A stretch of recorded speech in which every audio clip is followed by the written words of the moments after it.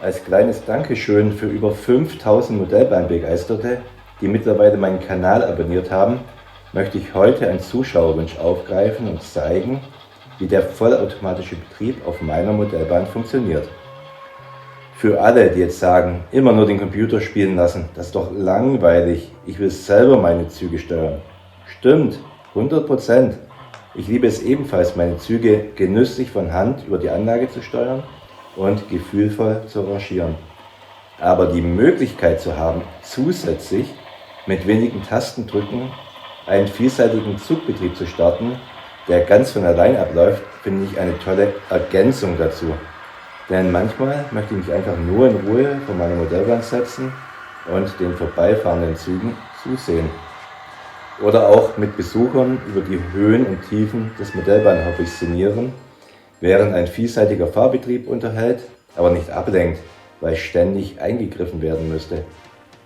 Deshalb habe ich bei meinem aktuellen Anlagenprojekt auch wieder sehr viel Wert auf eine gut funktionierende Automatisierung gelegt.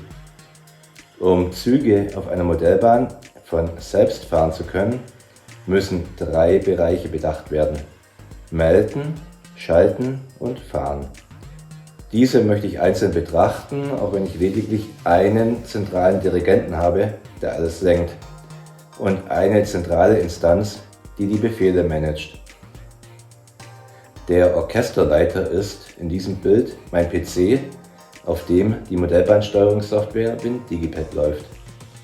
Und alle Befehle zur Anlage und sämtliche Daten zurück laufen über meine Modellbahnzentrale CS3 Plus. Um immer zu wissen, wo sich welcher Zug gerade eben befindet, habe ich sämtliche Gleisabschnitte ohne Ausnahme mit Rückmeldern versehen. Momentan sind das rund 160 Kontaktbereiche. Zwischen diesen Kontaktbereichen habe ich auf einer Seite die Schiene isoliert, indem ich mit einem Dremel und einer Diamanttrennscheibe die Profile aufschneide. Ein Tropfen Heißkleber verhindert, dass sie irgendwann doch wieder zusammenrutschen und Kontakt haben. An den Schienenverbindern löte ich ein Kabel an und verbinde es mit einem S88-Decoder. Überbrückt nun die erste leitende Achse eines einfahrenden Zuges die beiden Schienenseiten, dann detektiert der Decoder, dass nun im isolierten Gleisabschnitt ebenfalls Masse anliegt und meldet ihn als belegt. Dies wird im Gleisbild von WinDigipad dadurch angezeigt, dass dieser Gleisbereich rot hinterlegt wird. Da durch diesen Eingriff allerdings nur noch eine der beiden Schienen Masse führt, könnte es bei sehr kurzen Triebfahrzeugen zu Kontaktproblemen kommen.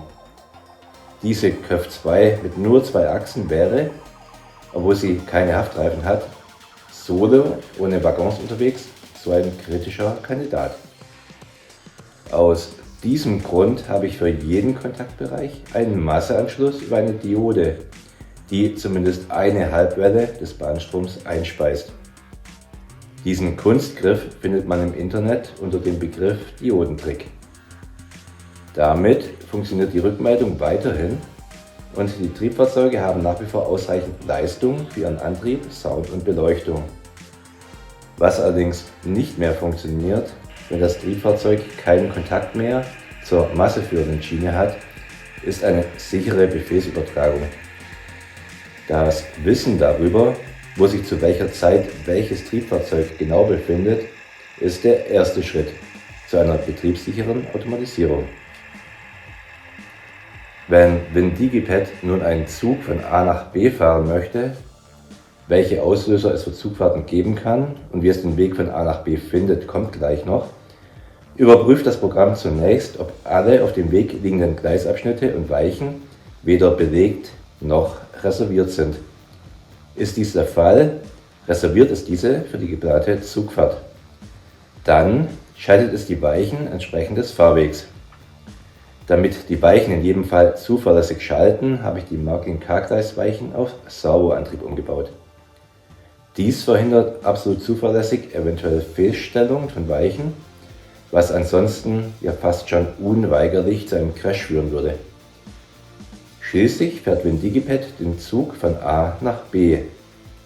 Dazu wird das Triebfahrzeug entsprechend der individuell vorgegebenen Beschleunigungsrampe sanft beschleunigt. Als Geschwindigkeit in jedem Streckenabschnitt wählt WinDigipad den kleinsten Wert aus a. der erlaubten Geschwindigkeit für diese Fahrstraße, b. die Höchstgeschwindigkeit der Lokomotive und c. die der angehängten Waggons, falls man eine solche eingetragen hat. Während der Fahrt kann man den Fortschritt anhand der belegten Gleisabschnitte im Gleisbild verfolgen, während WinDigipad die Geschwindigkeit entsprechend den Vorgaben für die Fahrstraßen einstellt. Da wir über die Radreinigungsanlage fahren, wird die Geschwindigkeit auf 20 km/h reduziert und die Reinigungsanlage geht automatisch an. Am Ziel angekommen, bremst das Programm den Zug sanft ab und hält genau am vorgegebenen Haltepunkt an. Für die gesamte Prozedur von Anfahren, Geschwindigkeitsänderung und Anhalten ist keinerlei weitere Verkabelung der Anlage notwendig. Ich habe lediglich alle 2 bis 3 Meter Bahnstrom und Masse eingespeist. Es gibt aber keine stromlosen Abschnitte, keine Bremsmodule oder ähnliches auf meiner Modellbahn. Die Möglichkeit, flexibel und punktgenau an einem beliebigen Punkt eines Streckenabschnitts anzuhalten, heißt bei WinDigipad Halten auf einem intelligenten Zugnummernfeld. Dafür habe ich in dem Programm die Länge jedes Kontaktbereichs, der als Zielkontakt für eine Fahrstraße dient, eingetragen. Zudem gegebenenfalls, wo der Bahnsteig oder auch Signale sind. Bei meiner Anlage habe ich für sämtliche Haltebereiche lediglich einen einzelnen Gleisabschnitt von etwa 1 bis 2,5 Meter Länge. Beim Einfahren in den Haltebereich berechnet das Programm selbst, wie stark es das Fahrzeug in Abhängigkeit von seiner aktuellen Geschwindigkeit abbremsen muss, um zentimetergenau am gewünschten Punkt anzuhalten. Und das wunderschön sanft und ruckfrei. Bei sehr langen Halteabschnitten, bei denen langsame Fahrzeuge gefühlt ewig lange ausschleichen würden, bevor sie endlich zum Stehen kommen, kann man festlegen, dass nach Erreichen des Kontaktbereichs erst noch eine definierte Strecke mit unveränderter Geschwindigkeit weitergefahren wird, bevor das Fahrzeug abgebremst wird. Außerdem habe ich alle meine Triebfahrzeuge eingemessen. Das heißt, WinDigipad kennt deren Geschwindigkeiten in Abhängigkeit von der Fahrstufe. Nun möchte ich natürlich nicht jede Lok überall stoppen, aber trotzdem genieße ich die durch diese Variante gewonnene Flexibilität enorm.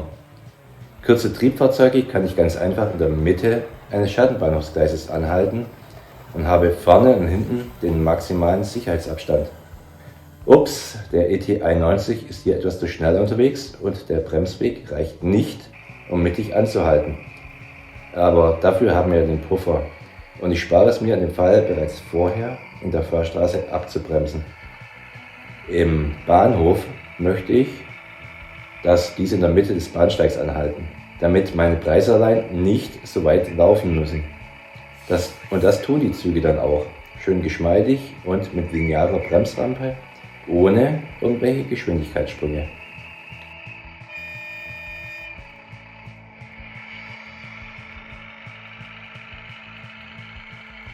Güterzüge hingegen sollen ja nicht am Bahnsteig anhalten, sondern wenige Zentimeter vor dem Signal. So kann ich bei jeder Zugfahrt neu entscheiden, ob ein Zug in der Bahnsteigmitte anhält oder doch am Anfang oder am Ende, vielleicht doch vor dem Signal, egal. Dabei muss ich das Ganze noch nicht beim Bau meiner Modellbahn festlegen, welche Haltepunkte es denn nun alles geben soll. Im Gegenteil, wie erwähnt, habe ich ja nur noch einen Kontaktabschnitt pro Bahnhofs- oder Schattenbahnhofsgleis und damit viel weniger Trennstellen und Verkabelungsaufwand als bei vielen anderen Optionen. Einzig bei sehr langen Bahnhofs- oder Schattenbahnhofsgleisen von deutlich mehr als 2-3 Meter habe ich diese ebenfalls in 2 Sektoren getrennt. Denn die Bremsbereiche wären bei mir andernfalls bis zu 6 Meter lang. Und ich fürchte, dass die Genauigkeit, mit der ein Zug an einem bestimmten Punkt anhalten kann, bei einer so langen Fahrstrecke dann doch sehr leiden würde. Daher habe ich versucht, die Kontaktbereiche, in denen Züge punktgenau anhalten sollen, nicht länger als vielleicht 2,5 Meter zu machen. Doch wie findet das Programm nur den Weg von A nach B und wann startet es eine Zugfahrt? Beim manuellen Starten einer Fahrstraße kann man WinDigiPad selbst nach einem geeigneten Weg suchen lassen. Für eine Automatisierung würde ich hingegen empfehlen, die möglichen Fahrstraßen fest zu speichern. Wie zum Beispiel hier die Einfahrten in die einzelnen Schattenbahnhofsgleise. Als Kombination aus Fahrstraßen kann man sogenannte Zugfahrten generieren. Hier etwa vom unteren Schattenbahnhof über die erste Gleiswende hinauf in den mittleren Schattenbahnhof, dann durch die zweite Gleiswende hinauf zur sichtbaren Ebene, über die Paradestrecke in die obere Kehrschleife und schließlich wieder zurück. Zugfahrten in WinDigiPad haben gegenüber aneinandergereihten Fahrstraßen den Vorteil, dass ein Zug nicht jedes Mal beim Erreichen des nächsten Zielkontakts abbremst, sondern falls der nächste Streckenabschnitt frei ist, fährt der Zug kontinuierlich weiter. Die hinterlegten Fahrstraßen und Zugfahrten sind die Basis für die letzte Ebene der Automatisierung in WinDigiPad, die Zugfahrtenautomatik. Hier legt man fest, wann welches Triebfahrzeug welche Strecke fährt, wobei es hier 100 verschiedene Möglichkeiten gibt. Entweder zu einer bestimmten Uhrzeit bzw. Modellzeit oder nach einer bestimmten Wartezeit oder nach einem bestimmten Ereignis wie der Ankunft eines anderen Zuges etc. oder per Zufallsprinzip oder. Zudem kann man in vielerlei Weise Licht- und Soundfunktionen schalten. Dies verwende ich beispielsweise dazu, Licht und Sound nur im sichtbaren Bereich einzuschalten. Um meine Nerven und Strom zu sparen, bleibt beides bei Fahrten im Untergrund immer aus. Und im sichtbaren Bereich sind sie auch nur dann an, wenn ich den entsprechenden Schalter im Gleisbildstellpult aktiviere. Beim Einfahren in den Tunnel geben die Zugführer einen Achtungspfiff ab und halten im Bahnhof oder in der oberen Kehrschleife eine gewisse Zeit, um die Zugfolge abwechslungsreich zu gestalten. Hier sind die Optionen so vielfältig, dass deren ausführliche Darstellung nicht nur dieses Video sprengen würde, sondern ich schlichtweg lange noch nicht alle kenne oder gar verwende. Nichtsdestotrotz, diese Form der Automatisierung begeistert mich tatsächlich immer noch, fast wie am ersten Tag, und ich genieße es, den Zügen mit der Festlegung der Fahrstraßen mitzuteilen, wo sie anzuhalten haben, und dann zu beobachten, wie sie sanft und punktgenau eben dort zum Stillstand kommen. Wenn ich nicht, wie gesagt, selbst Lokführer spiele und meinen Zug von Hand über die Anlage steuere. Wobei ich, da ich in dem Fall in Personalunion auch noch den Posten des Stellwerkers mit übernehmen muss, immer das Gleisbild in WinDigiPad zur Hilfe nehme, um entweder einzelne Weichen zu stellen oder komplette Fahrstraßen festzulegen, entlang derer ich den Zug dann steuern kann. Denn die Festlegung der Fahrstraßen über das visuelle Gleisbild am Computer ist so viel komfortabler als das Schalten einzelner Weichen an einem Taster oder über die gemarkten Weichennummern, dass ich hier auf keinen Fall mehr auf die Unterstützung meines Modellbahnsteuerungsprogramms verzichten möchte. Ich hoffe, ihr konntet einige interessante Infos mitnehmen und euch hat das Video gefallen. Vielen Dank auf jeden Fall für euren Besuch in meinem Hobbykeller. Und wenn ihr weiter mitverfolgen wollt, wie meine ganz persönliche Modellbahn-Traumanlage entsteht, so lasst gerne ein Abo da und schaut euch ebenfalls die anderen Videos meiner entsprechenden Playliste an, die ich hier rechts verlinke. Ciao und viert euch, euer Jörg alias 1:87 Enthusiast.